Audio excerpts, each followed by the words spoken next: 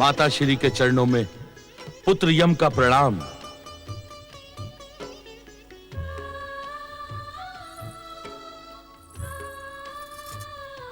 प्रणाम माता श्री।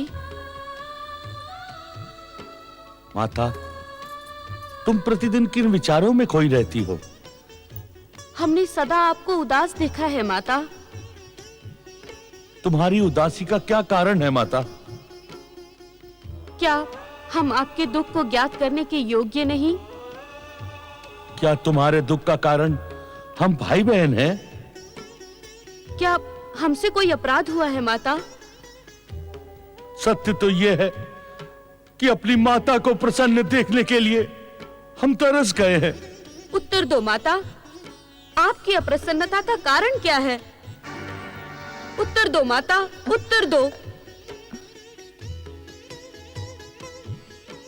उत्तर दो माता, आपकी अप्रसन्नता का कारण क्या है?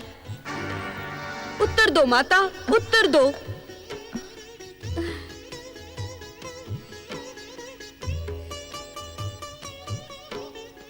आज आपको अपने दुख का कारण बताना ही होगा माता। यदि हमसे कोई अपराध हुआ हो माता, तो आप हमें दंड दो। नहीं यमी, नहीं। तुम दोनों मेरे अत्यंत प्रिय हो। तुम दोनों के अपराध का प्रश्न ही नहीं उठता। तुम दोनों के लिए मेरे मन में अपार प्रेम है। माता, अपने दुख का कारण बताएं। मेरे दुख का कोई कारण नहीं है पुत्र। बस यूं ही मेरा मन अशांत रहता है। किंतु क्यों माता? हम आपकी इस अशांति का कारण ज्ञात करने के इच्छुक हैं माता। हमें स्पष्ट बताएं। क्या हमारे तेजस्वी पिता सूर्यदेव आपसे अप्रसन्न हैं? अथवा आप स्वयं ही उनसे असंतुष्ट हैं? हट ना करो यमी, मुझे अपने दुखों के साथ छोड़ दो। नहीं माता, नहीं। आज तुम्हें अपने दुखों का कारण बताना ही पड़ेगा। बताइए माता, बताइए। यमी, ये सत्य है कि तुम्हारी माता सदा हमसे असंतुष्ट रही। पिताश्री प्रणाम। असंतुष्ट ही नहीं, यमी, विवाह के पश्चात देवी संज्ञा सदा हमसे भयभीत भी रही। किंतु भय का कारण क्या था पिताश्री? तुम्हारी माता सोचती हैं कि हमारा तेज इन्हें भस्म कर देगा। हमने अनेकों बार इन्हें समझाया कि हमारा तेज तो बाहरी संसार के लिए है, तुम्हारे लिए तो हमारे हृदय में अपार शीतल प्रेम है। स्वामी, अबोध बालकों के सन्मुख ये पुराण वाचना आवश्यक है क्या? तुम्हारे भय नाश के लिए संभवतः यमी से इस पुराण का परिचय होना परम आवश्यक है। अपने ही समान हम भी तुम्हारे प्रेम के प्रतिदान के इच्छुक हैं।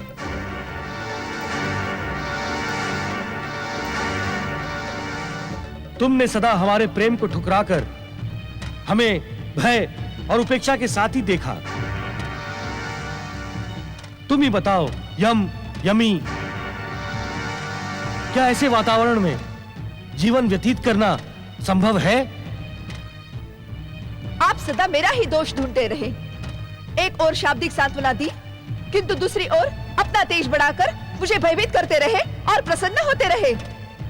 पति का निश्चल प्रेम आपने कभी भी प्रदान नहीं किया। संज्ञा, तुम हम पर मिथ्या आरोप लगा रही हो। ये मिथ्या आरोप नहीं, सत्य है। मेरे भय को दूर करने का सार्थक प्रयास आपने कभी नहीं किया। तुम पुनः हम पर मिथ्या आरोप लगाकर हमारी सहन शक्ति को समाप्त कर रही हो। संज्ञा, सत्य तो यह है कि तुम्हारे साथ रहकर आज तक मैंने अत्यधिक सहन किया। मेरी भी सहन शक्ति अब समाप्त हो गई है। आप जैसे व्यक्ति के साथ रहना असंभव है। मैं आपके साथ एक पल भी नहीं रहूंगी, ये मेरा प्रण है।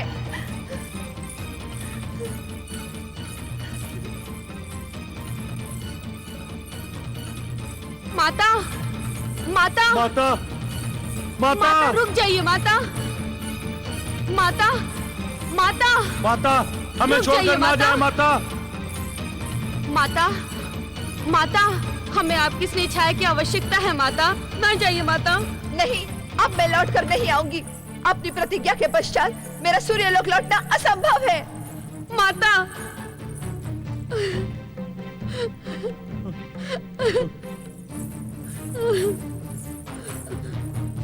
भैया, भैया, हमारी माता सूर्यलोक छोड़कर चली गई। अब हम भी यहाँ क्यों रहे? सत्य कह रही हो बहन, सत्य कह रही हो। माता की स्नेह छाया के बिना हमारा भी सूर्यलोक में रहना असंभव है।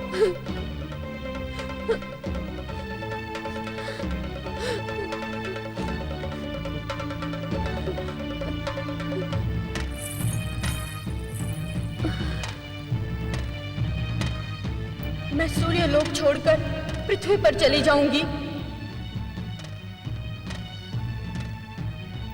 स्वयं को जल में परिवर्तित कर यमुना नदी बन जाऊंगी, यमुना नदी बन जाऊंगी।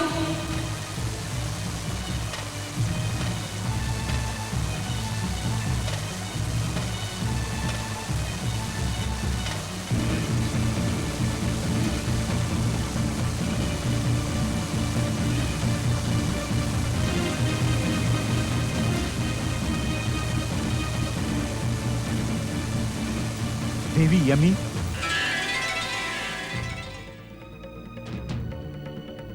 मैं पर्वतराज हिमालय आपका पृथ्वी लोक पर हार्दिक स्वागत करता हूं।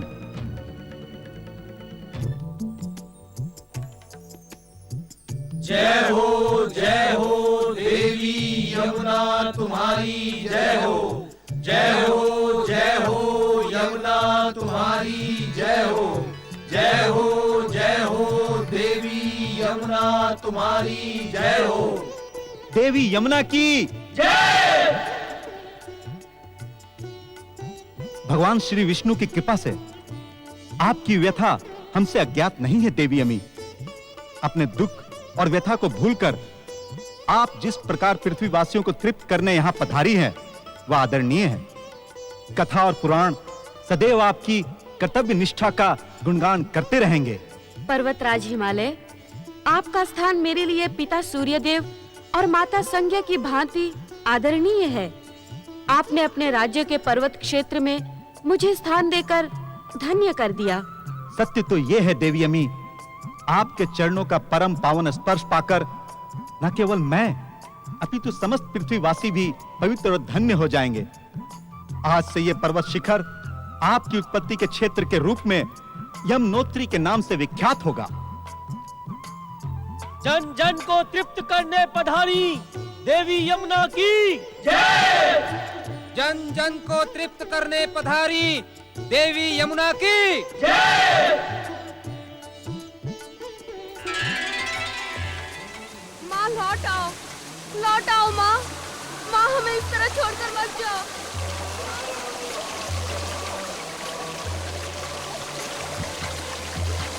माँ मत जाओ, माँ लौट आओ माँ, माँ लौट आओ, हमें छोड़कर मत जाओ माँ, माँ लौट आओ माँ, माँ हमें इस तरह छोड़कर मत जाओ, माँ मत जाओ, माँ लौट आओ माँ, माँ लौट आओ।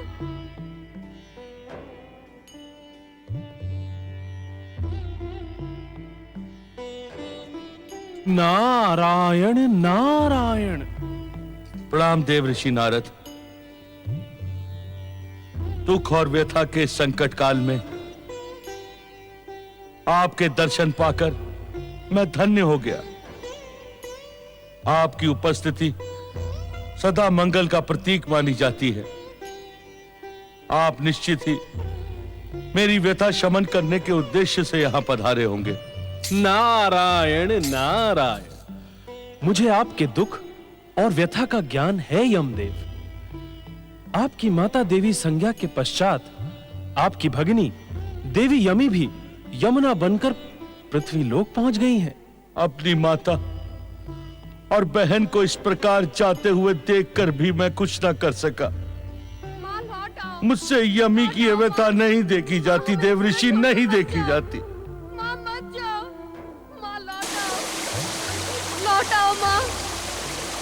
माँ लौट आओ, हमें छोड़कर मत जाओ माँ।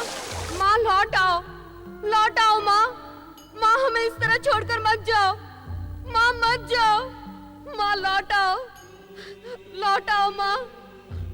माँ देवी लौट आओ। यमी के भविष्य के विषय में चिंतित न हो यमदेव। अर्थात नारायण नारायण।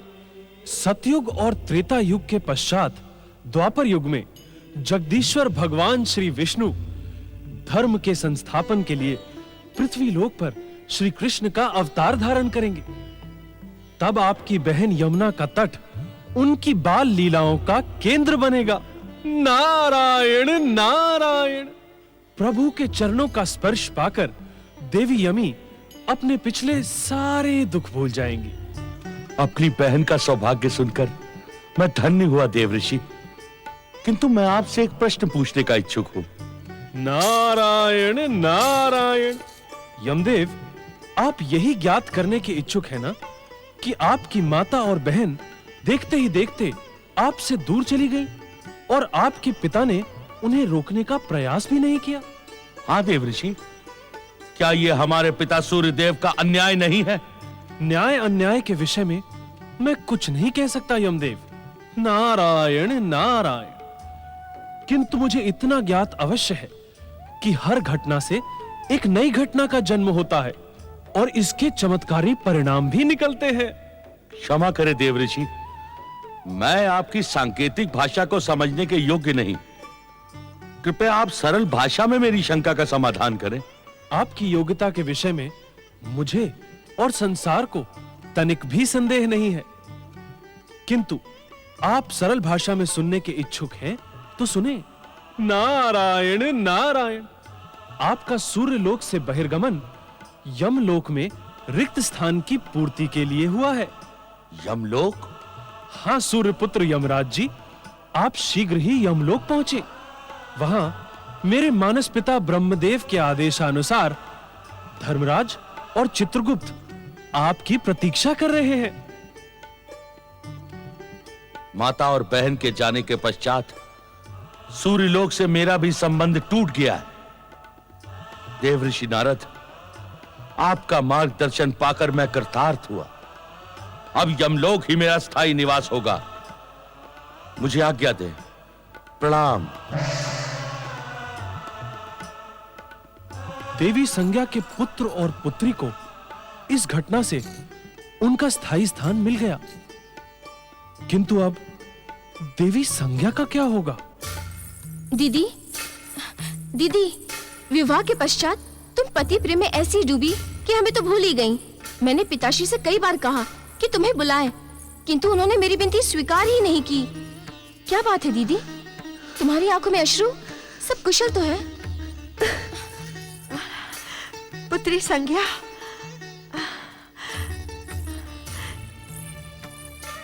कैसी हो पुत्री?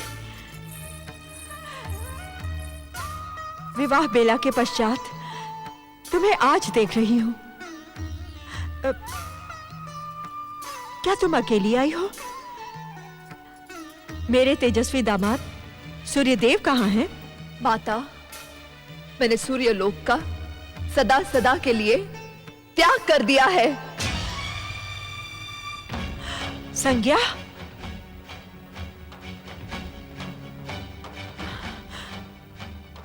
अर्थात तुमने अवश्य अपने पति से कोई वाद विवाद किया होगा, उन्हें अप्रसन्न किया होगा।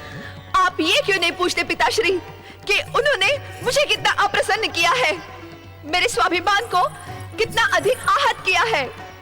उस घोर अपमानजनक स्थिति में मैं भला कैसे रह सकती थी?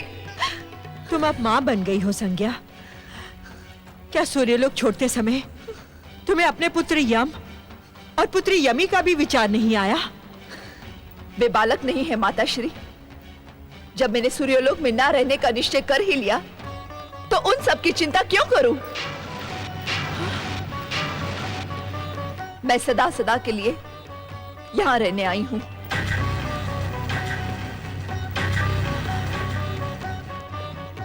नहीं संज्ञा, पति का घर त्यागने वाली नारी के लिए पिता के घर में भी स्थान नहीं होता। तुम्हारे लिए यहां भी कोई स्थान नहीं है।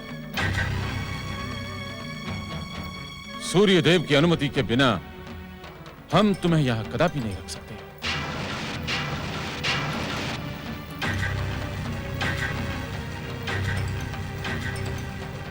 इतने अधिक कठोर ना बने पिताश्री। पुत्री बृहस्पति, धर्म के मार्ग पर चलने वाले व्यक्ति को पग पग पर परीक्षा देनी पड़ती है। मैं पुत्री के मोह में धर्म के मार्ग को छोड़ नहीं सकता। किंतु धर्म का मार्ग? हां पुत्री, धार्मिक व्यवस्था के अनुसार विवाह के पश्चात कन्या का सुख संसार उसके पति का घर ही होता है।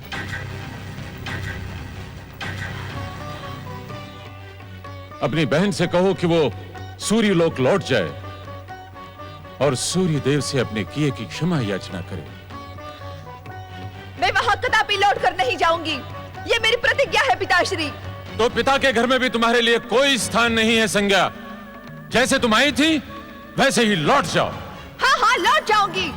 जब पति द्वारा अपमान नहीं सहा तो पिता का क्यों सहूंगी? हाँ। पुत्री संज्ञा। दीदी, संज्ञा का अनादर न करे स्वामी। दीदी को बुला लें पिताश्री। संज्ञा बड़े हठी स्वभाव की है, कुछ अनर्थ न कर ले। जगदीश्वर भगवान विष्णु की इच्छा यदि अनर्थ की ही होगी तो वो भी मुझे स्वीकार है, किंतु मैं अपने धर्म पथ से डिग नहीं सकता। मैं विवश हूं मैं।